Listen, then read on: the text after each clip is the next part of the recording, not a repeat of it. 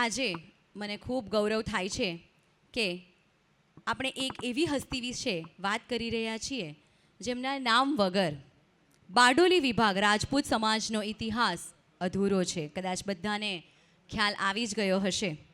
આજે આપણે સૌ જેમનું સન્માન કરવા જઈ રહ્યા છે તેવા વડીલ અને માર્ગદર્શક એટલે શ્રી ધીરુ દાદા, જેના વિચારોમાં સમાજનું હિત વસે છે, જેમના લોહીમાં ક્ષત્રિય વટ અને પ્રીત વસે છે. એ બારડોલી રાજપૂત સમાજનું ગૌરવ એટલે ધીરુ દાદા. જ્યારે સમાજ વેર વિખેર હતો ત્યારે સંગઠનનું નાનું એવું બીજ રોપનાર અને પોતાના લોહી પરસેવાથી એને સિંચીને એક વિશાળ વટવૃક્ષ બનાવનાર જો કોઈ હોય તો તે છે આપણા રાજા ઠાકોર હતા. આજે આપણે એમને ભીષ્મ પિતામહનું બિરુદ આપીએ છીએ એવા ધીરુ દાદા.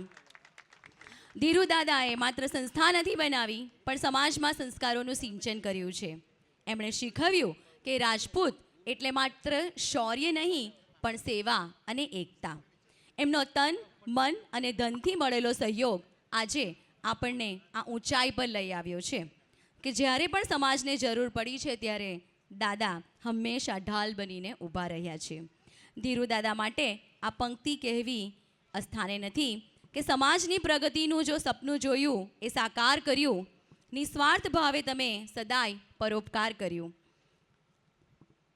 ધન્ય છે એ ધરતી જ્યાં ધીરુ દાદા જેવા રત્ન પાક્યા છે, જેમણે આખા રાજપૂત સમાજનો ઉદ્ધાર કર્યો. આજે આપણે માત્ર એમનું સન્માન નથી કરી રહ્યા પણ એમની નિષ્ઠા અને સેવાભાવને પણ વંદન કરી રહ્યા છે.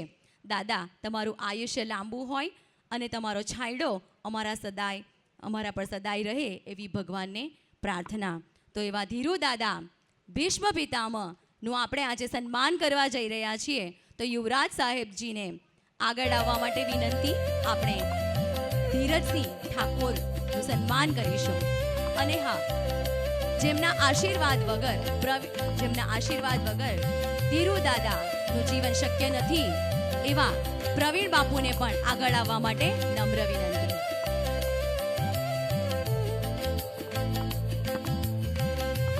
દેલાડ ગામના અજીતસિંહ બાપુ તથા રઘુવીરસિંહજી બાપુ, તેમને પણ સ્ટેજ ઉપર આવવા માટે વિનંતી.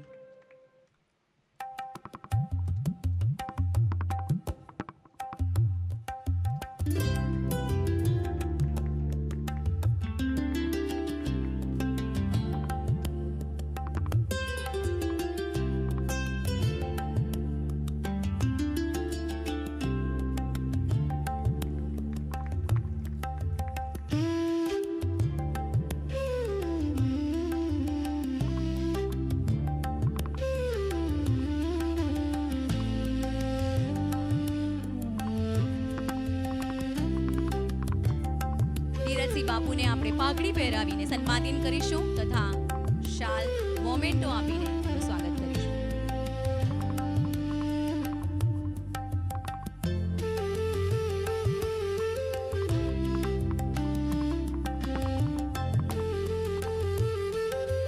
આપણે સૌ તાળીઓથી ધીરુ દાદાને વધાવી લઈએ. રાજા ઠાકોર, ભીષ્મ પિતામહ એવા ધીરજસિંહ ઠાકોર, આપે જે આપણા સમાજ માટે સેવા કરી છે તેના માટે સમગ્ર રાજપૂત સમાજ આપના ઋણી રહેશે, હંમેશા માટે ઋણી રહેશે.